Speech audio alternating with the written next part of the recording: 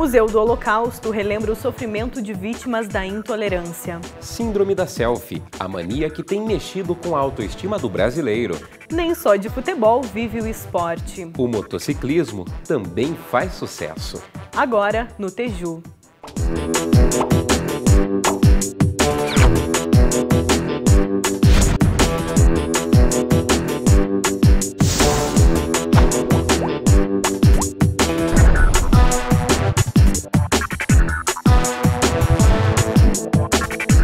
Este é o telejornal Laboratório do curso de Jornalismo Uninter. Acesse a nossa página no Facebook, @jornalismo Uninter, e fale conosco. O Teju começa resgatando um dos episódios mais marcantes da história da humanidade. A Segunda Guerra Mundial causou milhões de mortes. Aqui em Curitiba, o Museu do Holocausto relembra essas memórias.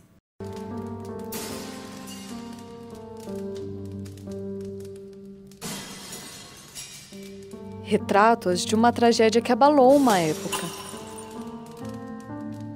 Assim foi o Holocausto, um programa sistemático de extermínio organizado pelo Estado nazista. Judeus, negros, homossexuais e perseguidos políticos foram assassinados, uma marca presente também nos herdeiros dessa história.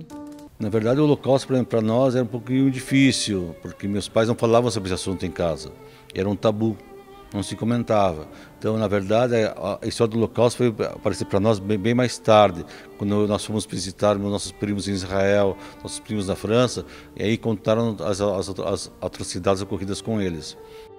Fundado em 2011, o Museu do Holocausto de Curitiba traz a essência de quem viveu a intolerância na Segunda Guerra.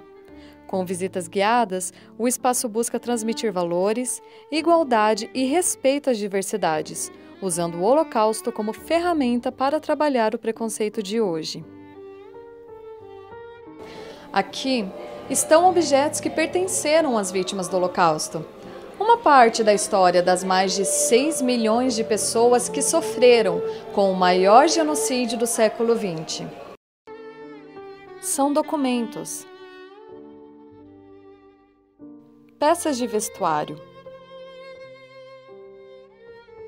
objetos pessoais, pertences destinados a falar não sobre morte, mas sobre a vida, buscar identificação, dar um nome e um rosto, resgatar a memória de quem viveu um dos momentos mais tristes da humanidade.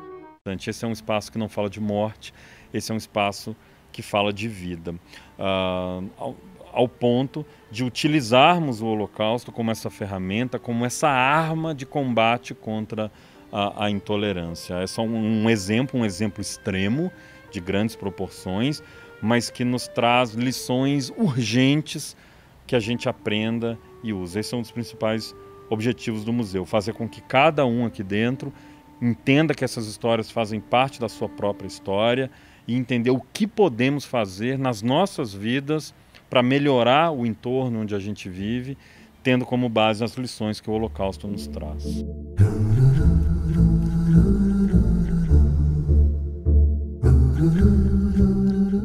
Curitiba já teve mais de 50 salas de cinema de rua, mas hoje esses espaços estão só na lembrança.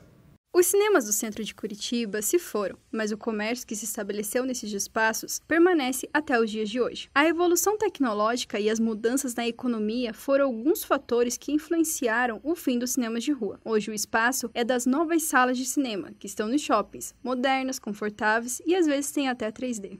Tem também a questão, claro, da tecnologia. Entretanto, se eles tivessem recursos financeiros, eles poderiam se adaptar à tecnologia, mesmo sendo cinemas de rua, né? Eles poderiam ter telas melhores e tal, e depois a adaptação ao digital, ao som digital e assim por diante, né? Então, eu acho que basicamente o que mudou foi a oferta, porque hoje você pode escolher muito mais, mas isso também acho que teve um impacto no financeiro, porque hoje em dia é caro ir ao cinema. É impossível falar de cinema de rua e não voltar no tempo. No Museu do Áudio e do Som em Curitiba, é possível resgatar lembranças de um passado não muito distante e que marcou época.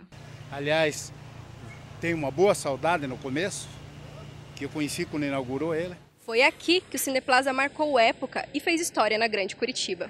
Hoje funciona apenas um centro comercial e uma faculdade. E agora restam apenas lembranças de um local que já atraiu muita gente. Sinto falta do antigo.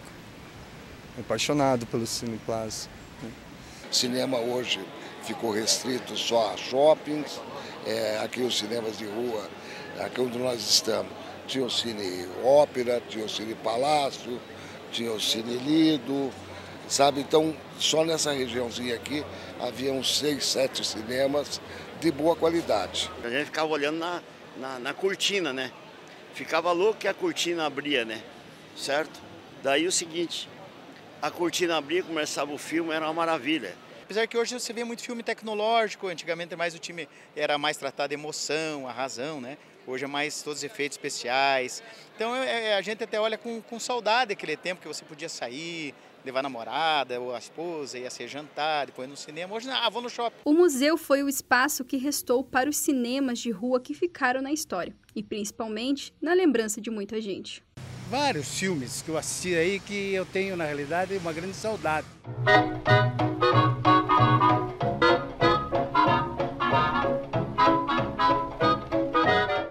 2018, ano da Copa do Mundo, eleições, além das festas de fim de ano. Em todos esses eventos, é comum o uso de fogos de artifício. A prática pode causar ferimentos e muito incômodo. Doentes, idosos, bebês, autistas e animais domésticos são os que mais sofrem. A recomendação é nunca soltar fogos perto de escolas ou hospitais. No próximo bloco, a descoberta da leitura. E ainda a síndrome da selfie, que tem mexido com a vaidade. O Teju volta já.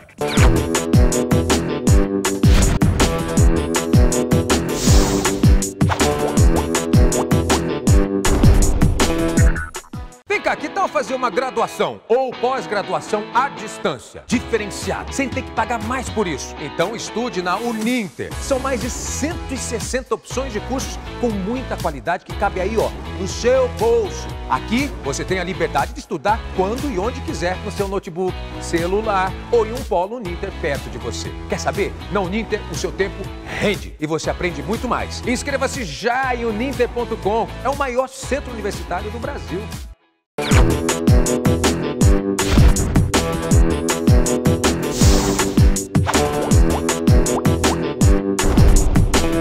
Você tem mania de ficar tirando fotos compulsivamente?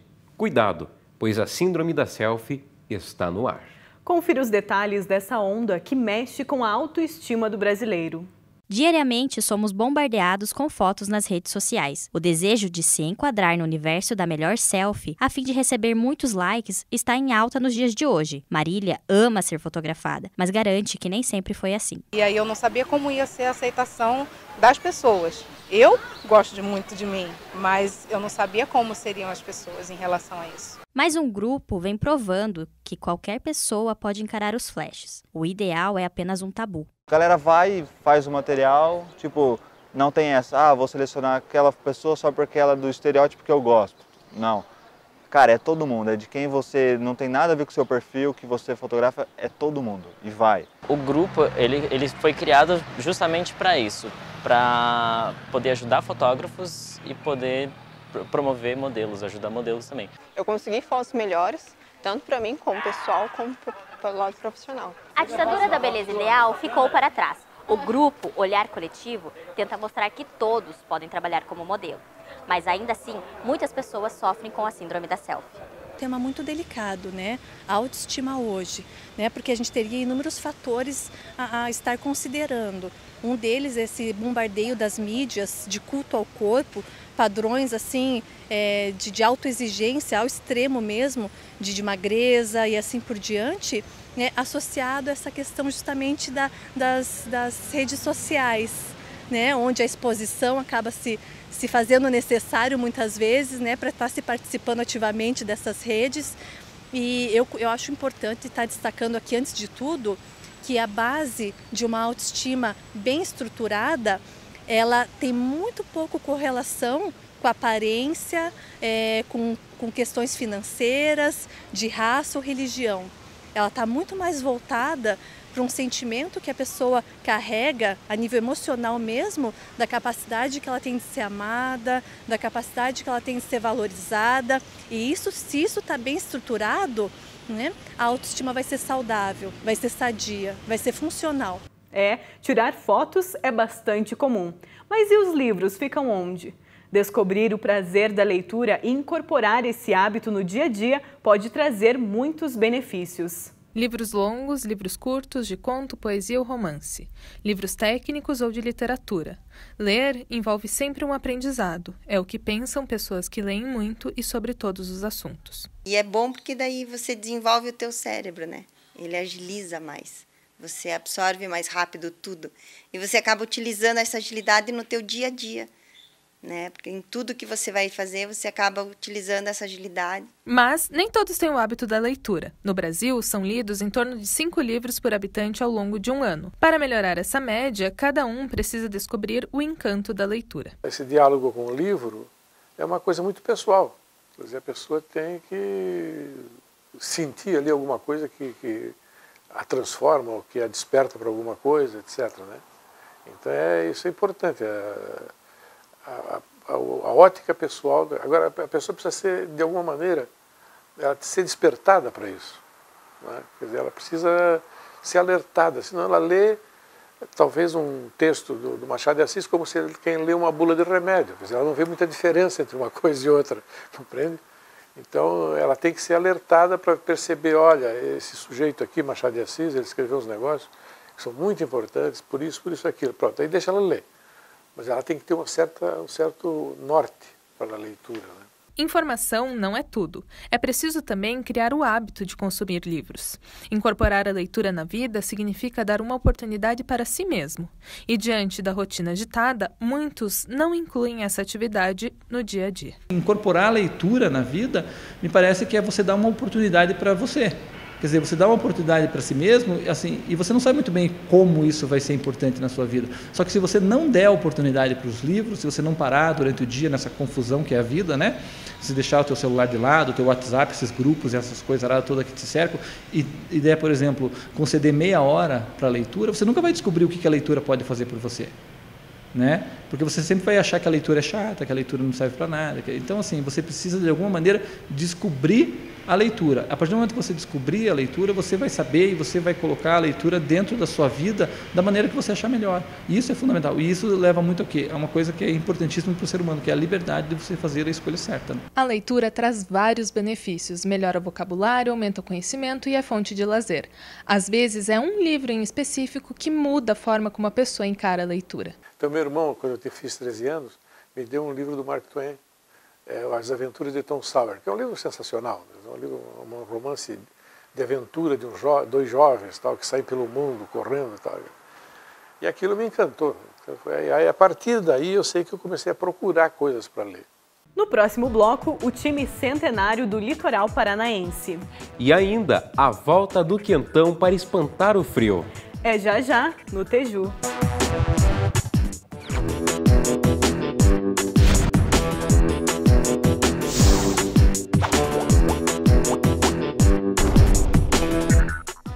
Que tal fazer uma graduação ou pós-graduação à distância, diferenciada, sem ter que pagar mais por isso? Então estude na Uninter. São mais de 160 opções de cursos com muita qualidade que cabe aí, ó, no seu bolso. Aqui você tem a liberdade de estudar quando e onde quiser no seu notebook, celular ou em um polo Uninter perto de você. Quer saber? Na Uninter o seu tempo rende e você aprende muito mais. Inscreva-se já em uninter.com. É o maior centro universitário do Brasil.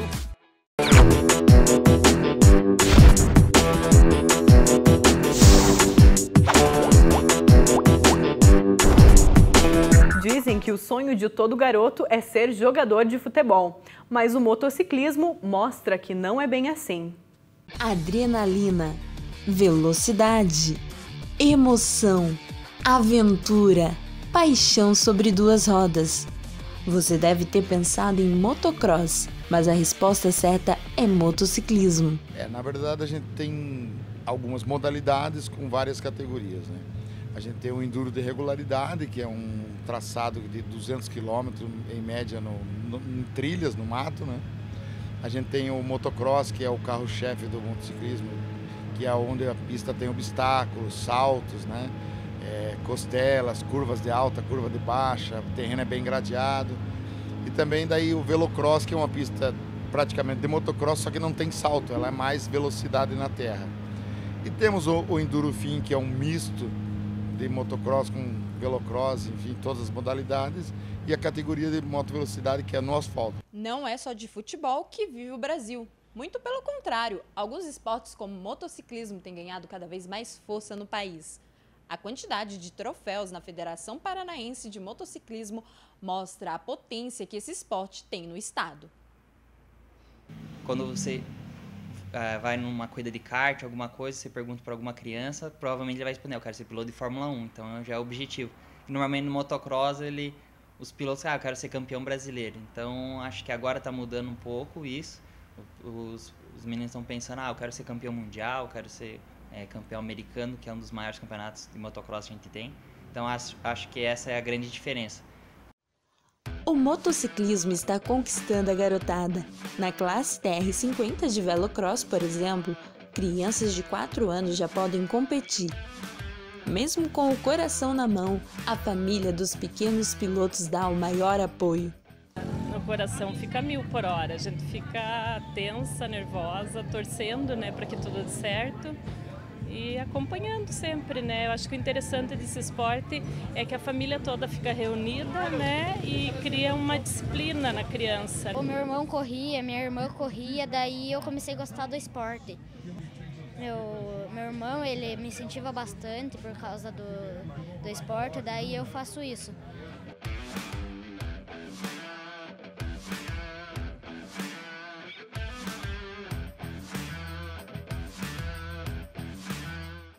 Não é só de carnaval e barreado que vive o litoral do Paraná. Um time de quase 100 anos na pacata Antonina ainda conserva histórias, torcedores e muita emoção.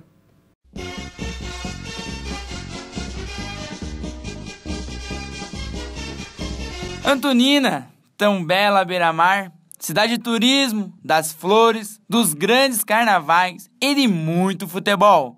Guarda em suas ruínas uma história quase centenária, de um clube nascido ali mesmo e que carrega o verde e amarelo da bandeira do Brasil. Ao longo da trajetória, o clube reserva algumas curiosidades. A principal delas é como tudo começou. 29 de maio, segundo alguns documentos, foi fundado em 1º de junho, porque no dia 29 de maio foi o dia em que o Brasil ganhou o primeiro título internacional. O 29 de maio, então, foi fundado, segundo a história, foi no bar Capelista, e eu tenho uma informação que foi no Clube Literário. O que deve prevalecer é a história dos 100 anos. No mesmo ano, em 1919, foi eleita e empossada a primeira diretoria do clube. A história do 29 é considerada gloriosa por quem conhece o time de perto. O 29 de maio tem uma história muito rica. Hoje é a história da Antonina. O 29 de maio é essencial até para a cidade. É o único campo da cidade, né? Nós temos, é a única praça de esportes que nós temos hoje na cidade. Tem essa atividade aqui aos fins de semana. Hoje já temos escolinhas durante a semana, né? Escolinha da prefeitura, tem umas escolinhas particular.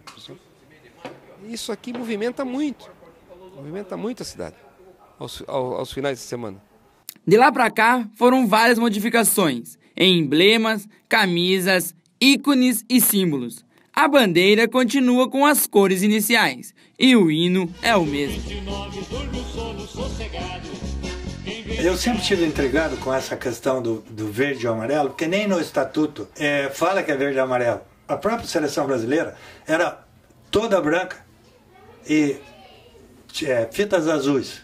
Em 54, a seleção brasileira começou a usar o uniforme canarinho. Mas a história do 29, ela já é verde e amarelo desde 1935. O primeiro estádio do clube foi fundado em 1920 e recebeu o nome de Francisco Pinto.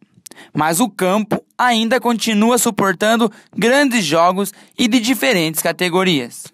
O 29 de maio é o único campo hoje que nós temos no município de Antonina, né? Onde ele almeja a parte futebolística, né?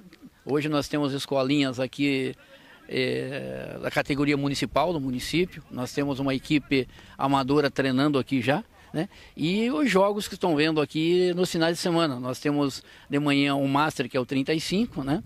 Domingo é a parte do amador, né? E no sábado é o 50 que a gente faz. A importância do 29 é porque ele agrega a parte futebolística desde da infância, né? Até os adultos mais velhos, com 50, né? E o 29 agora, esse ano faz 99 anos e o ano que vem nós estamos indo para o centenário. Hoje, a Associação Atlética 29 de Maio recebe grande parte dos campeonatos municipais. E é aqui que ocorre o famoso Amador, e que reúne em um único final de semana mais de 200 pessoas em volta dos alambrados. Verde e amarelo, sinal de guerra, o 29 faz tremer a terra. Sai pavão, sai de cima do telhado, deixa o 29, dorme o sono sossegado. Sem o 29 a gente não teria esporte amador, master, qualquer tipo de esporte aqui em Antonina, né? Porque o 29 é o único campo que a gente tem na cidade e graças ao 29 de maio a gente tipo, participa dos campeonatos, tanto master, amador, infantil, juvenil, juniores, né? E daí o 29, sem o 29, o esporte amador em Antonina não teria, na verdade, né? Os tempos áureos da cidade se foram, assim como o Porto Barão de Tefé, os casarões de erva mate, as lembranças ficaram pelo caminho. Mas são inúmeros os motivos para os 29 anos, como são chamados os torcedores, se orgulharem. O 29 de maio é uma história fantástica, o 29 é uma história fantástica. Patrimônio no município.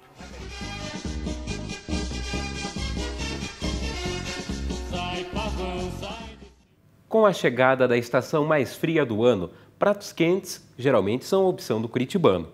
E na lista não pode faltar a sopa e o quentão.